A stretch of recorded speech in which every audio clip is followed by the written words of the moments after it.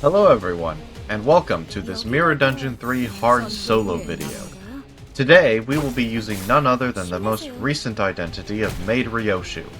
If you aren't already aware, she is an incredibly powerful unit having a very consistent multi-use skill 3 and an even more consistent AoE skill 2. If you want a more detailed breakdown of her kit, I've made a separate video going over virtually every aspect of her, which I will have linked in the description if you're interested. Moving back to the main point, I'll spoil the ending right now. This was the single easiest solo I have ever done. Quite literally, the only challenging encounter was the first floor boss, but I am getting a little ahead of myself. So let's start all the way back at the very beginning. The first and one of the most important things in any solo run is determining which support passives you will use. For an identity like Maid Ryoshu, it is very straightforward. Any passives that aid with poise are what to look out for. The most obvious for this is none other than the Blade Lineage gang. Yi Song is the best, providing extra poise count generation, giving her skill 2 even more consistent AoE. Faust is the next, who provides defense level down whenever a crit occurs, giving some more bonus damage. For Dawn, there's two options, either Blade Lineage for more poise potency generation, or Sync Association for greater damage. Ultimately, I chose Sync because poise potency is more than made up for with all of the poise ego gifts. Bamboo-Hatted Mersault is the next choice, providing 15% more critical damage, but since reducing damage is always better than dealing it, I swap him out for base later once I have an ego resource generating gift.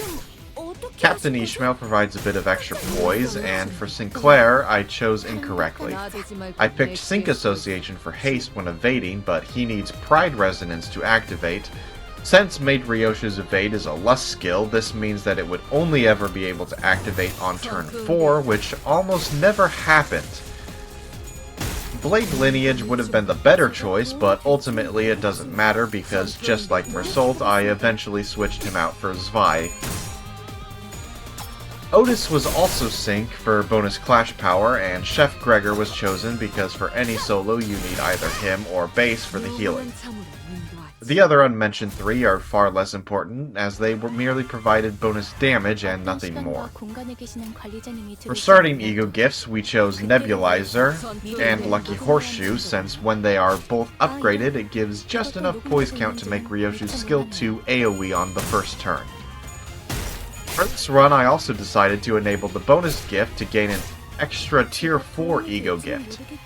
This was actually the very first time I ever used this feature, as every time before, my starter buffs were not fully upgraded, but now that they are, I have nothing else to spend Starlight on, so I thought, why not? Even if I get something that doesn't help, I can always sell it for a little extra cash. Imagine my surprise when I got the best possible outcome of Clear Mirror Calm Water. I thought I had gotten incredibly lucky and instantly won the game there at that moment, but after the run I did a little bit of testing and experimented a little more, and discovered something interesting. The game actually lies to you about how this bonus works. It says it gives you a random tier 4 ego gift, but it is in fact not random in the slightest. Whatever category of ego gift you pick, it will give you the tier 4 ego gift of that category. So, for example, if you pick Charge, it will always give you the Charge type gloves, and if you pick Poise like I did, it will give you Clear Mirror Calm Water 100% of the time. The only time it's actually random is when you pick the Random category, for obvious reasons. Anyways, enough about me ranting about Project Moon's terrible information providing abilities. Let's talk about the actual run. As I've previously mentioned, the only actually challenging part of the run was the first floor boss. This is the case for 90% of solo runs, even more so if the identity has an evade like we do. Not only was the first boss the hardest encounter, but it was also the hardest boss of the entire first floor pool. The Twin Hook Pirates. Most runs, these guys are an instant reset. Their stagger bars are way too low and they can inflict so much bleed you end up bleeding out turn 3. The only real way to push through them is if you have some way to out-heal the bleed, or high enough DPS to be able to stop them from inflicting it in the first place. We fall into the latter category, and it is entirely because of clear mirror calm waters. Without that ego gift, this fight would be an instant reset. The one and only way I found to beat these guys was by using 4th match flame, rolling heads, and critting altogether a 32% chance. That was the only way to have enough damage to stagger 3 enemies turn 1. Turn 2, one of the staggered enemies needs to be the second target, that way we can use 4th match flame a second time, and an evade, killing the enemy and evading every single subsequent attack. The sanity healing on the evade is very nice here, making it less likely to fail, but is still ultimately unreliable and was the cause of more than a few resets. Turn 3 is a little sketchy, and it's entirely because of the enemy that used a defense skill on the first turn. If he hadn't done that, he would be dead this turn, and I would have been able to kill Smee, and probably the other 2 enemies as well. Unfortunately, that's not what happened, and I ultimately ended up getting staggered. 조심하셔야 해요. 정신이나 몸이 다친 동료들은 어떻게 바뀔지 모르니까요.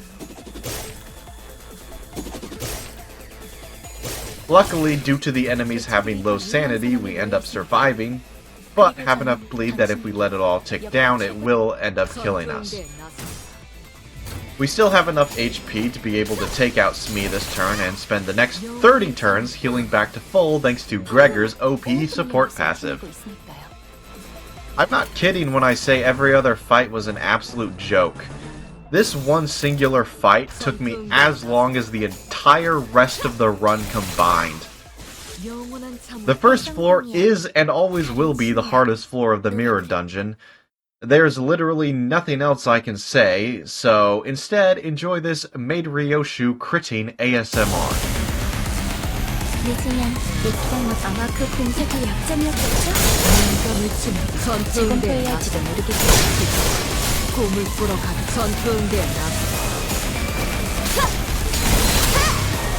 영원한 사무라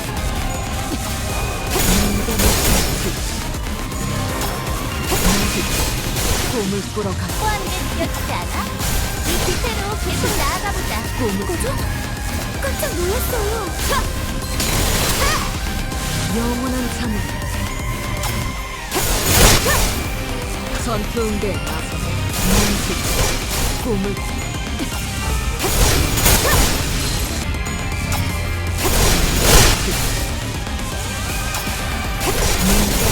해주는 건 나쁘지 않겠죠.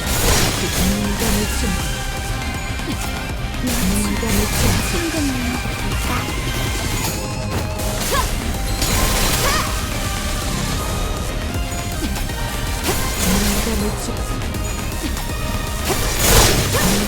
좀 더 쾌활한 성격이었다니. 뭔가 하이파이 같은 걸 시도해보는데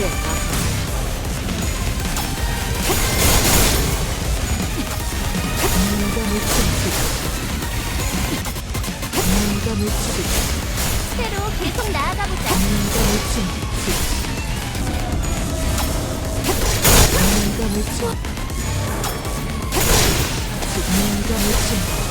근데 느껴지지 않아? 이 기세로 계속 나아가보자.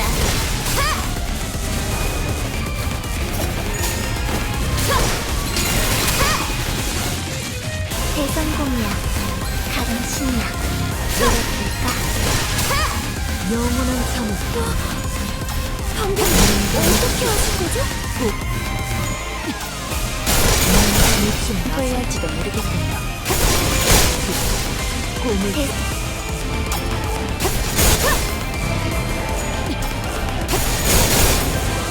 방금 공격은 좋았어. 이대로만 계속해보자.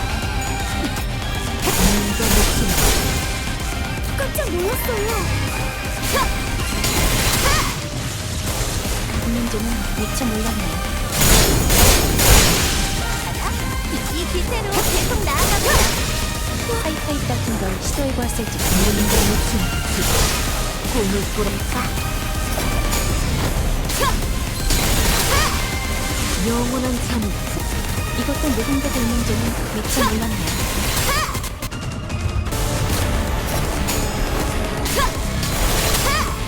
제 예상만큼 관리자님의 능력이 우수하다는 건 인정이 되는 것 같아요. 적합한 관리법이었어요. 다행히 이벤트가 성공적으로 끝났네요. 모두의 희생을 기리며 축구를 드는 것 효율적인 대처로 개체를 획득했습니다. 참고로 영원한 사무. 승리기 딱 한 방 먹었어. 전투 응대는 성공적이었다. 나쁘지 않은 움직임이었어. 이제 다른 쪽 집안일로 돌아가지. And that's the single easiest solo I have ever done. If you just get one of the easier first floor bosses, you can finish this run in under an hour. It's literally that easy. Your blind grandmother could solo with Maid Ryoshu. It goes to show how insanely broken Poise would be if Project Moon decided to give it normal crit modifiers. But anyways, that's it from me. Like and subscribe and all that. Goodbye.